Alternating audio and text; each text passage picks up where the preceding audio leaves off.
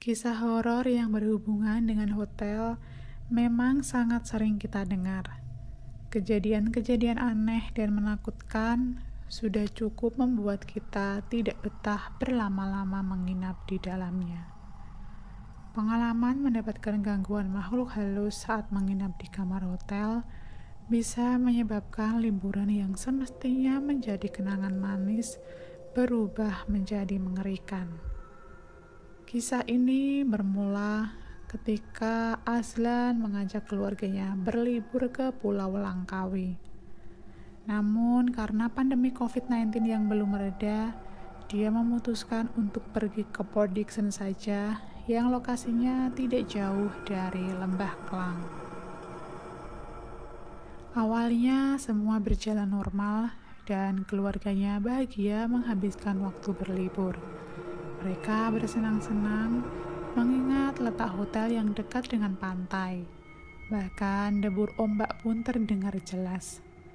Itulah yang dialami pria Malaysia Azlan Nazeri ketika dia memutuskan untuk mengajak istri dan anak-anaknya berlibur ke Port Dickson, Negeri Sembilan tahun lalu. Hanya ada sedikit kesalahan karena kamar kami menghadap ke jalan utama dan membelakangi pemandangan pantai, kata Azlan merasa kecewa. Cerita Azlan, pengalaman mengerikan ini dan keluarga bermula saat sang istri tiba-tiba bergegas masuk ke kamar dari ruang tamu hotel dalam keadaan gelisah. Saat itu hari sudah larut malam dan Azlan sedang berada di kamar menemani anak-anaknya yang sedang tidur. Istrinya di ruang tamu sibuk mengupdate foto-foto liburannya di media sosial. Ketika Azlan bertanya, istrinya bilang, "Tidak ada apa-apa." Azlan pun berbaring lagi di antara anak-anak yang sedang tidur nyenyak. Tetapi saat hendak memejamkan mata, keduanya mendengar bunyi dari atas, seolah-olah kursi diseret-seret berulang kali. Saya dan istri pun saling memandang. Saya sempat berbisik, jika mendengar suara aneh, jangan takut ataupun ditegur. Dan kami pun tidur, kata Azlan. Namun tak berapa lama kemudian, pintu kamar mandi di dalam kamar seolah-olah bergetar, ada yang mencoba membukanya dari dalam. Kata Azlan, dia melihat wajah istrinya ketakutan. Dia pun memberi syarat agar istrinya memejamkan matanya saja. Beberapa lama kemudian, situasi mencekam itu sedikit reda meski suara kursi diseret-seret masih terdengar. Anehnya, bunyi kursi diseret terdengar meski seluruh lantai kamar hotel dilapisi karpet. Terganggu juga dengan suaranya, tapi saya buat tidak tahu saja. Karena terlalu lelah, saya memutuskan untuk tidur.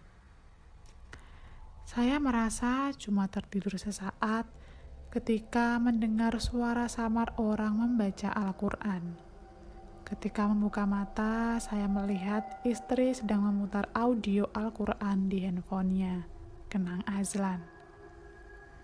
Rupanya istrinya masih belum bisa tidur karena merasa ketakutan dan terusik dengan berbagai gangguan di kamar hotelnya. Kata istrinya, ketika Azlan dan anak-anaknya tertidur lelap, pintu kamar seperti ditendang berkali-kali. Tidak cukup sampai di situ, knopnya pun diputar-putar seperti ada yang mencoba masuk ke kamar mereka. Istri saya mencoba berteriak dan bergerak, tetapi dia seperti kaku meskipun kami tidur di ranjang yang sama. Gangguan terus berlanjut sepanjang malam hingga dia tidak bisa tidur, kata Azlan. Namun Azlan tetap bersyukur karena gangguan itu hanya berupa suara-suara seram dan bukan penampakan wujud yang menakutkan. Akhirnya, liburan yang seharusnya 3 hari 2 malam itu dipersingkat. Mereka memutuskan untuk kembali ke Kuala Lumpur keesokan paginya. Ketika sampai di rumah, istri Azlan menunjukkan nama hotel tempat kami menginap. Ternyata, hotel itu ada dalam daftar hotel berhantu di sebuah situs web. Tidak hanya itu, ada juga cerita yang mirip dengan kejadian yang menimpa kami yang diceritakan dalam artikel tersebut. Dan ini adalah kisah misteri yang dibagikan oleh seorang perempuan Malaysia bernama Nasnin yang menduga anak-anaknya sering diganggu makhluk halus yang berada di atas sebuah lemari di rumahnya. Entah kenapa, ada sebagian anak-anak yang mampu melihat makhluk dari alam gaib menggunakan mata telanjang mereka.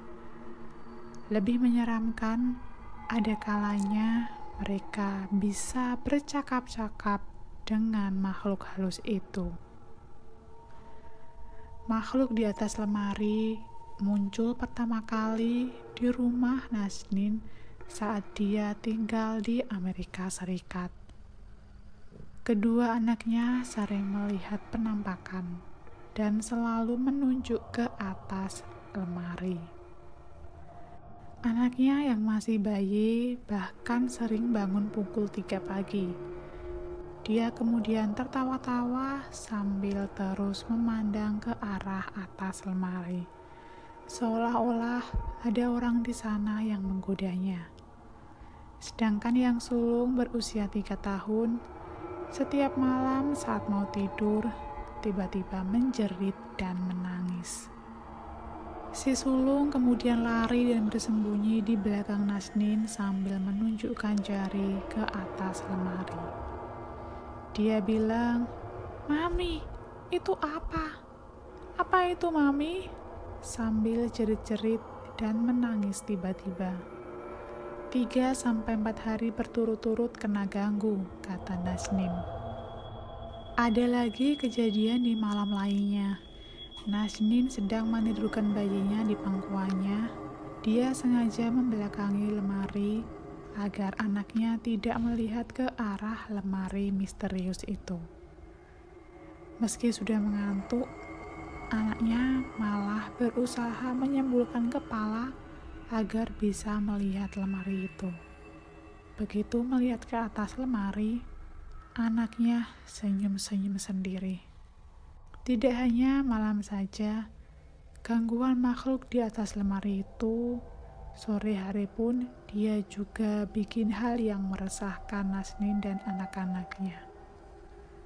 Waktu itu menjelang maghrib, Nasnin dan kedua orang tuanya sedang duduk santai di ruang tamu. Begitu juga dengan anaknya yang masih bayi. Tidak lama kemudian, Nasnin mengambil botol bayinya yang ditaruh di kamar tidur sebelum pergi ke dapur untuk mencucinya.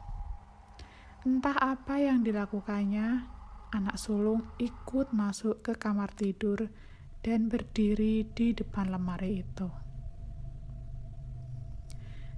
Tiba-tiba, lemari kayu yang berat itu jatuh dan menimpa anak berusia 3 tahun tanpa ampun. Bocah kecil itu menjerit dan menangis karena seluruh badan kecilnya berada di bawah lemari kayu besar yang berat itu. Tidak sampai 1 menit saya di dapur, tiba-tiba dia menjerit dan menangis karena tertimpa lemari itu. Saya langsung lari cepat-cepat ke kamar dan mengangkat lemari itu. Tapi saya tidak kuat karena memang berat, kata Nasnin. Saya teriak panggil ayah di ruang tamu. Ayah saya lari dan membantu mengangkat lemari itu. Meskipun cuma bergerak sedikit, anak saya bisa keluar, kata Nasnin. Beruntung anak sulungnya tidak mengalami luka ataupun patah tulang. Hanya cedera sedikit di bagian perut. Bayangkan, Bagaimana lemari kayu tinggi dan berat itu dengan 4 laci berukuran besar tiba-tiba menimpa anak saya. Padahal dia baru saja masuk kamar begitu saya keluar. Dia tak pernah pegang ataupun tarik laci lemari itu. Kalaupun ditarik lacinya, tidak mungkin lemari itu roboh sebab besar dan berat, jelas Nasnin. Tak hanya gangguan di atas lemari itu yang muncul di kamar Nasnin selama tinggal di Amerika Serikat. Dia juga sering mendengar hal-hal aneh dari arah ruang bawah tanah. Seperti diketahui, rumah-rumah di Amerika Serikat biasanya punya ruang bawah tanah tersendiri yang sering terlihat dalam film-film horor. Seringkali malam-malam kami akan mendengar bunyi orang ketuk-ketuk dengan kayu dari ruang basement itu. Merasa sering mendapatkan gangguan yang tak kasat mata, Ayah Nasnin menuliskan ayat Al-Quran sambil baca sedikit-sedikit sebelum menaruhnya di dalam bingkai. Bingkai berisi tulisan ayat-ayat suci Al-Quran itu kemudian diletakkan di atas lemari misterius tersebut. Sejak itu, tidak ada lagi gangguan aneh yang muncul. Itu tadi 2 cerita misterius dari Malaysia. Gimana menurut kamu? Yang mana yang lebih seram atau dua-duanya menyeramkan? Please komen di bawah. Jangan lupa juga like, share, subscribe channel ini. Selamat malam. Sampai jumpa. Bye-bye.